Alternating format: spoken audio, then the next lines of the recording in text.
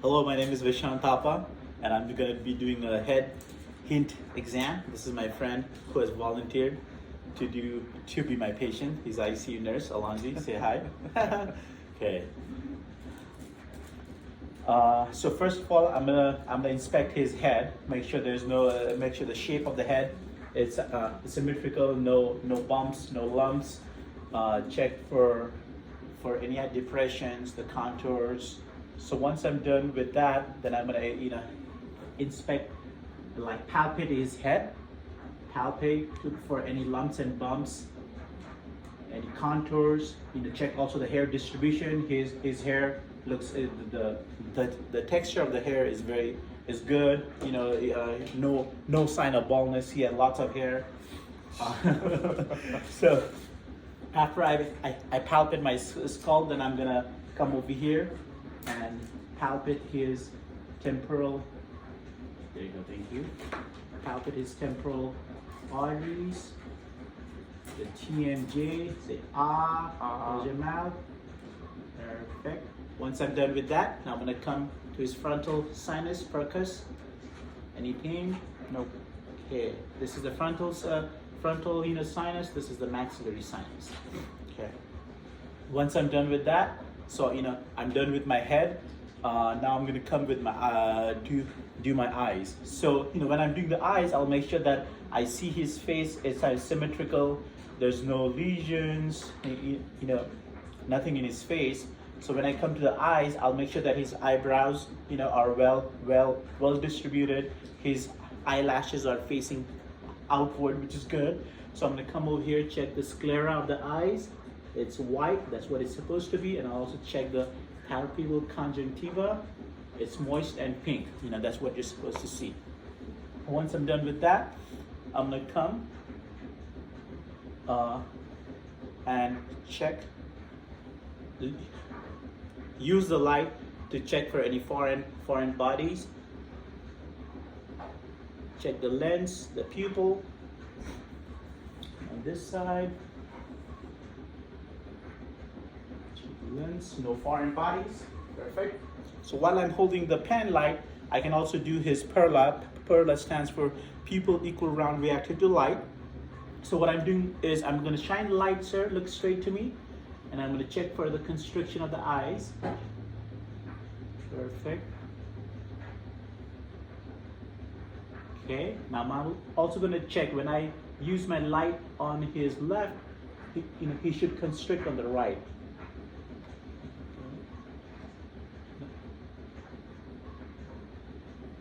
That's the consensual test. So the one that I did use the left, and I saw the restriction was the direct light, and then the other one that I just barely did was the consensual test. So once I'm done with that, I'm also going to check for the corneal light reflex here. Looks straight. What I'm checking for is the light should reflect on his both the eyes, symmetrical. Okay. So once I do that, I check. Now I'm gonna check his his peripheral vision. Let me know when you see my fingers. Okay. Okay. Okay. Okay. Okay. So I did my like peripheral visions for my patient. Now I'm gonna check the extraocular muscles. So look at my finger and just follow my finger, okay?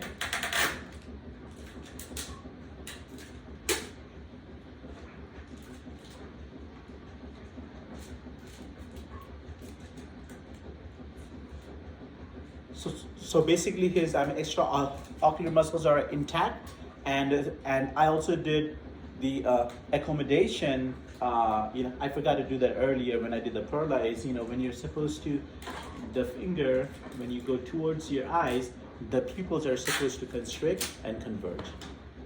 So once I'm done with that, now I'm gonna do my internal eye exams. So basically, in the internal eye exam, what I'm doing is I'm checking for the red reflector light. I'm checking his retina. I'm checking his optic disc and the macula densa. And basically, I'm checking for the internal structure, making sure that there is no retinal light detachment. There's no hemorrhage in his eyes. Okay. So what I'm going to do is I'm going to take this off.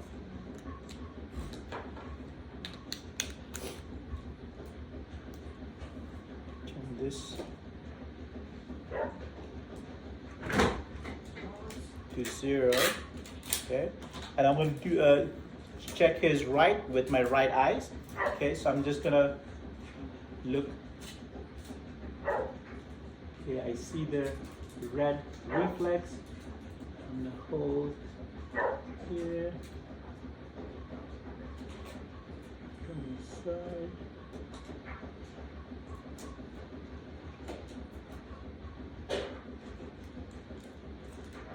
Okay. I'm gonna go on this side now, sir. If you wanna come over here and use my left eye.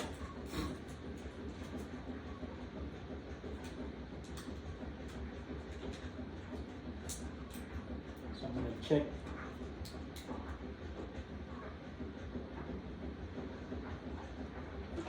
Check the red reflex.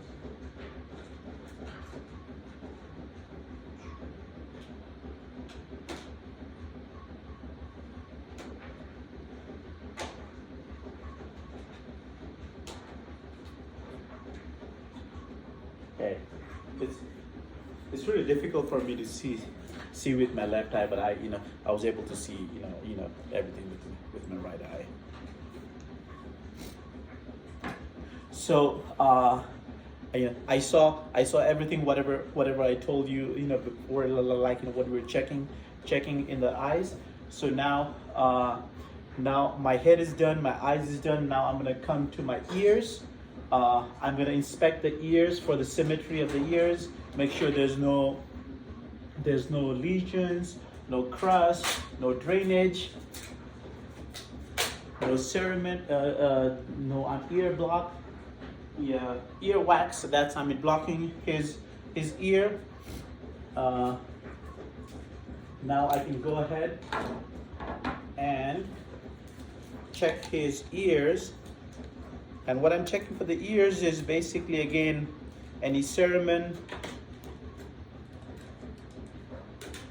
I'm gonna go up and behind.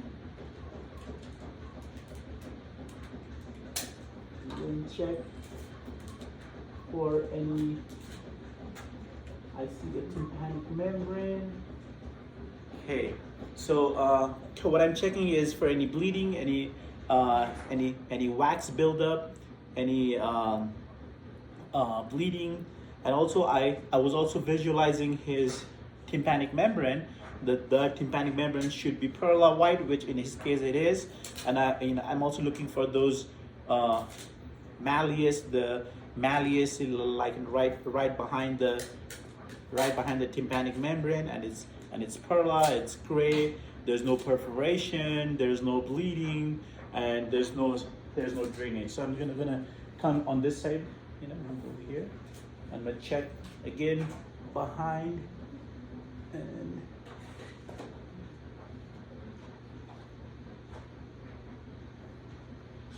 okay. There's a little bit of buildup of wax on the left side, so that's why it was a little bit difficult to see but I was able to see more. So once I'm done with that, I did my inspection. Now I'm going to do some hearing test. Sir, close your eyes for me, and tell me which ear do you hear the most? Okay. Right. I'm not sure I understand. Left. Okay. Perfect. After that, I'm going to do like a Weaver test. So what I'm doing is so what I'll do, sir, is I'll put the tuning fork on top of your head and let me know if you hear the sound, okay? Yep. Okay, where do you hear the sound? Both ears. Perfect. That was Weaver test. I'm gonna do the Ren test now. So what I'm gonna do is I'm gonna put the tuning fork in the back of the ear at the mastoid process, and so when you stop hearing, you let me know, and I'll put the tuning fork here right in your ears. Okay? Perfect.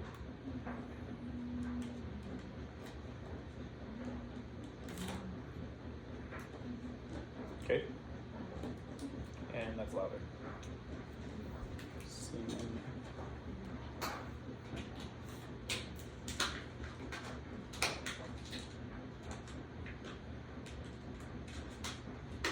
Okay, I can't hear it.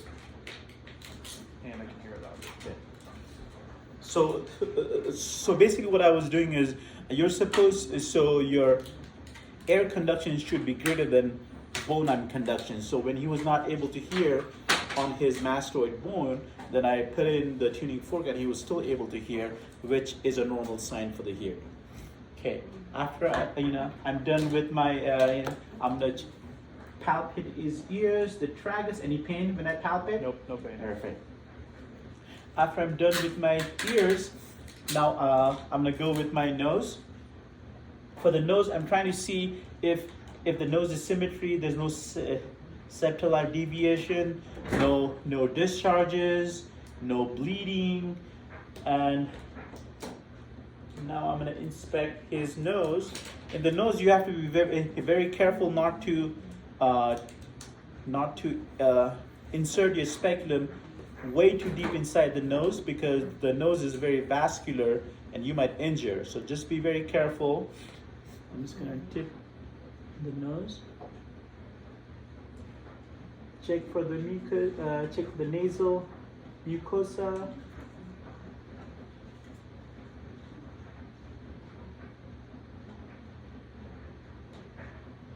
Okay, so what I did on my nose is I was checking for the nasal mucosa. I was making sure that there's no polyps in the nose, the turbinates. I was able to see that, and then some of my nasal hairs you were able to see that. So you just want to make sure, and also I looked at to make sure that there's no nasal septal deviation. Okay.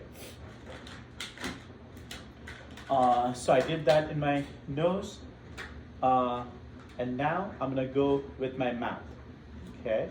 In my mouth, I'm just gonna making sure that his lips are well. There's no the cracks. There's no sores in the lips. And now I'm gonna tell my patient to open the mouth. I'm looking for the uvula. It's midline.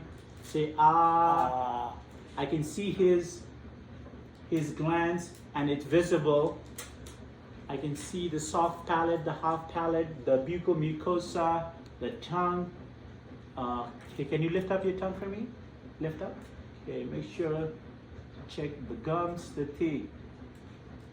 Okay, so basically what I did is I checked his oral cavity, make sure the teeth is not missing, there's no gum disease, there's no pus on the back of your tongue, the oropharynx, those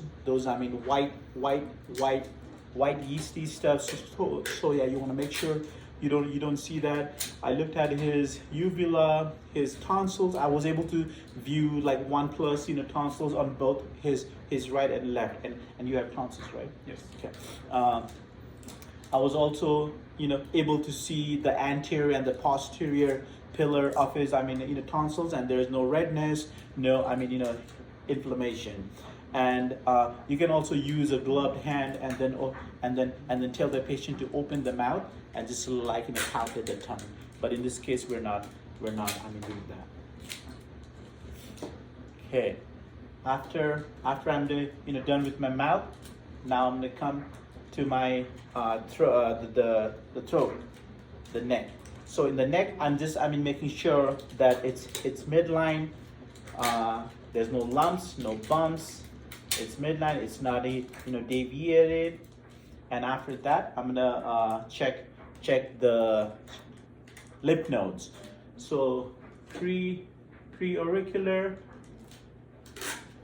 post-auricular with my 3 fingers.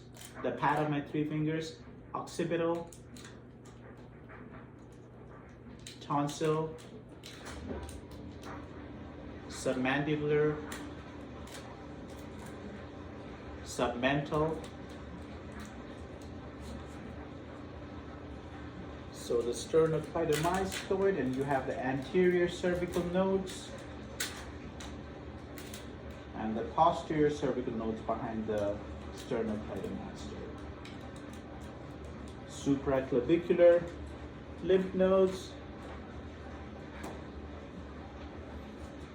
and then infrasubclavicular lymph nodes.